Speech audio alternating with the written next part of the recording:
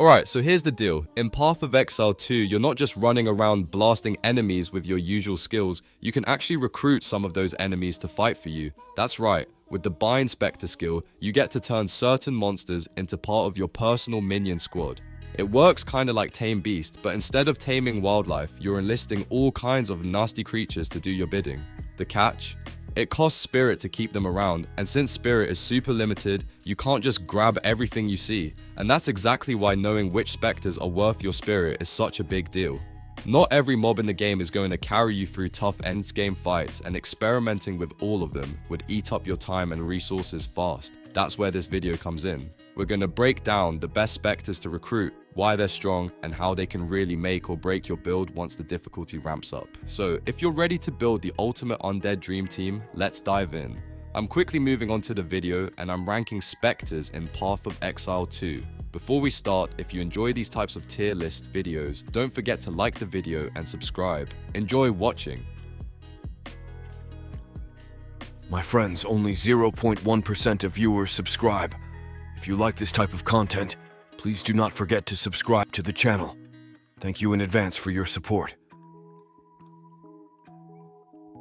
The specters in this tier are, in order from top left to bottom right, Ancestral Channeler and Gargantuan Wasps. You know that feeling when you invite someone to your party and they show up looking amazing, but then just stand awkwardly in the corner, sipping on water.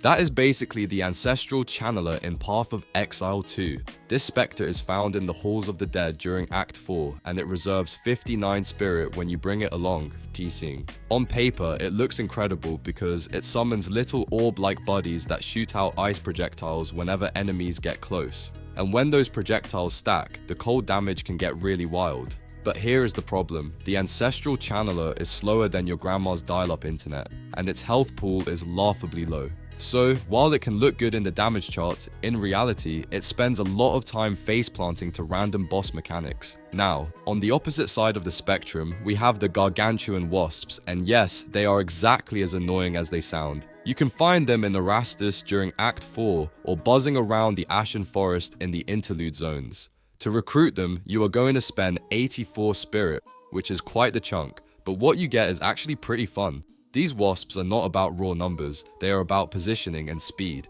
Thanks to their ability to fly, terrain just does not matter to them. Walls, cliffs, obstacles, irrelevant. They will zip right over everything to sting the enemies that love hiding in the backline.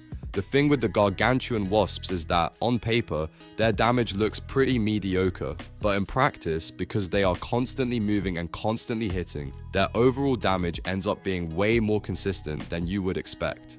Think of them as that one friend who is not the strongest at the gym, but never misses a workout. Over time, their effort pays off, and suddenly they are doing way better than the flashy lifters who burn out after 2 sessions. So, when it comes to these two specters, the Ancestral Channeler is a bit of a glass cannon. You love the idea, but the reality is a bit messy. The Gargantuan Wasps, on the other hand, are kind of the opposite. They are not jaw-dropping on a spreadsheet, but they perform in the field because they are relentless. Neither of them is going to break into the higher tiers, but if you want some quirky additions to your army, these C tier options definitely bring their own flavor to the battlefield. The specters in this tier are, in order from top left to bottom right, Wardrum Kin and Twilight Order Oathsworn. Imagine rolling up to a battlefield and the first thing you hear is boom, boom, boom. No, it is not a rave, it is the Wardrum Kin doing their thing. These guys are found in the Isle of Kin and the Volcanic Warrens during Act 4, and they reserve 64 spirit when you recruit them. Their whole gimmick is literally smashing their drums to create a damaging area of effect zone around themselves. And let me tell you, stack a full squad of them, and suddenly everything around you is vibing to the beat, or, well, getting obliterated by it. The damage potential is genuinely insane, almost enough to make you forget their one glaring flaw. That flaw? Movement. And when I say bad, I mean really bad. These specters move like they are stuck in molasses, dragging their feet across the map while the rest of your army is already in the next zone. The only way players can realistically make them work in mapping is by using the warp tech, basically weapon swapping to teleport your army forward. It is a clever trick, but let's be honest, it is not everyone's cup of tea. Some players love that micromanagement, others would rather pull their teeth out than babysit their minions like that. Now let's talk about the Twilight Order Oathsworn, and oh boy, these mages are smooth operators. You can find them in Arastas during Act 4, and they only cost 57 spirit to recruit, which is a bargain for what you get. Their main attack is firing this golden laser beam of light that auto-tracks onto enemies. That is right, it follows its target like a clingy X. The beam deals fantastic damage, and when you build around it, bosses basically melt before your eyes. In fact, if you are the type who dreads long drawn-out boss fights, these specters are basically your new best friends. And here is the kicker. If single target focus is not enough, you can throw in the Wild Shard support gem, which splits the beam into multiple rays and suddenly gives you a pseudo area of effect attack for map clearing. So not only do they nuke bosses, but with the right setup, they can also clear packs efficiently. Between the Wardrum Kin's devastating drum circles and the Twilight Order Oathsworn's golden laser light show, the B tier is full of flashy specters that can carry you far, if you are willing to work around their quirks. The specters in this tier are, in order from top left to bottom right, Vile Guards and Cultist Archers. If you have ever wanted your specters to feel like a Michael Bay movie, the Vile Guards are here to deliver. You can find them in Utsal during Act 3, and they only cost 50 spirit to reserve. Their entire identity is grenades, grenades and more grenades. They chuck them across the screen non-stop, and the explosions pretty much delete packs of enemies before you even realize they are there. Because their grenades count as attacks, you can juice them up with gems like Scattershot to make the explosions even bigger, which is both hilarious and ridiculously effective. What makes the Vile Guards so reliable compared to other specters is that they do not waste time cycling through random skills. Some specters like to get fancy and mix up their rotations, but not these guys. Grenades are their one true love, and they are committed to the bit. That consistency makes them super easy to build around, and for players who hate unpredictability, it is a dream come true.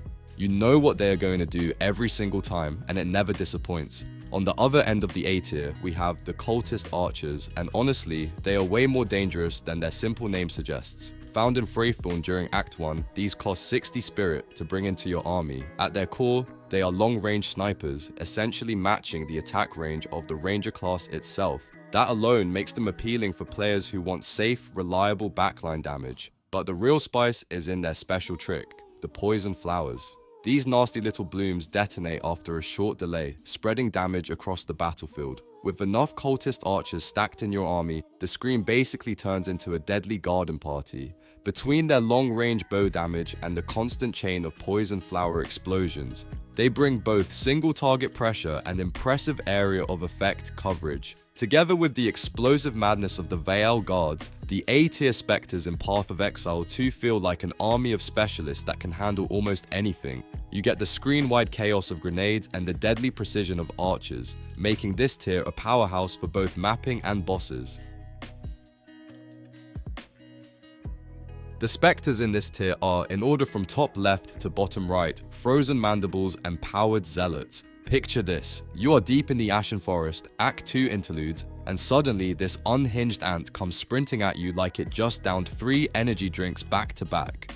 Congratulations, you have just met the Frozen Mandibles, lovingly nicknamed the Cocaine Ant by the community. And let me tell you, the hype is real. This Spectre reserves 99 spirit, which is a massive investment, but what you get in return is the absolute king of Path of Exile 2 Spectres. It moves insanely fast, dishes out monstrous single target damage, and scales harder than most builds can even keep up with. And it does not stop there. The Frozen Mandibles also toss out 4 icy bombs on the ground that explode after a short delay, stacking even more cold damage on top of its ridiculous attack speed. It is the full package: speed, consistency, and insane scaling. If Spectres were superheroes, this one would be the caped crusader carrying the entire league on its back. Players are not just using it, they are building entire strategies around it. It is that good, but maybe you are not about that hyperactive ant life. Maybe you want something a little more, shocking. That is where the Powered Zealots come in. Found in the Etched Ravine during the interludes, these guys only cost 55 spirit, which is an absolute steal compared to the Frozen Mandibles. Their specialty? Lightning projectiles that spread out, frying entire screens of enemies in seconds. For map clearing, they are easily one of the smoothest options in the game. You barely have to think, and the mobs are gone. The real kicker though, is what happens when you pair their lightning skill with the Pierce support gem. Suddenly, those crackling projectiles do not just zap everything around them, they also hit the same target multiple times. That means the powered zealots are not just map clear specialists, they are also terrifying boss killers. Between the cocaine ants sprinting circles around everything and the powered zealots raining down lightning like Zeus on a caffeine binge, the S-tier specters are in a league of their own, dominating both mapping and endgame encounters with style.